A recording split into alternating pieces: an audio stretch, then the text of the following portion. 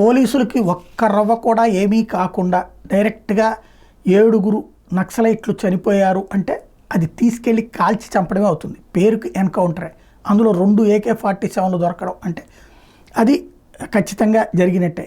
అయితే పౌర సంఘాలు, ప్రజాస్వామ్య హక్కుల సంఘాలు ఎవరైతే ఈ నక్సలైట్లను సమర్థించే వాళ్ళు ఉన్నారో వాళ్ళు అక్కడ ఆహారంలో విషం పెట్టారు పోలీసులు, ఆ విషంతో వాళ్ళు పడుకుని ఉన్నప్పుడు వాళ్ళని తీసుకువెళ్ళారు అన్నటువంటి దాన్ని ప్రొజెక్ట్ చేసి పోస్ట్ మార్టం కోసం ప్రత్యేకంగా ఇచ్చి చేయించాలంటాం. దాంతోపాటుగా తగిన ఏర్పాట్లు చేయాలంటే కోర్టులకు కూడా వెళ్ళినటువంటి నేపథ్యంలో పెద్ద ఎత్తున దీని మీద చర్చ జరుగుతున్నటువంటి సందర్భంలో డీజీపీ స్పందించారు. జితేందర్ ములుగు ఎన్కౌంటర్ మీదన పౌర హక్కుల నేతలు చేస్తున్న ఆరోపణలు అవాస్తవం అన్నారు. కొద్ది రోజుల ముందు ఇన్ఫార్మర్ నేపథ్యంతో ఆదివాసీలను మావోయిస్టులు చంపారు. మావోయిస్టులు చర్యలను అడ్డుకునేందుకు కూంబింగ్ ఆపరేషన్ చేస్తున్నాం.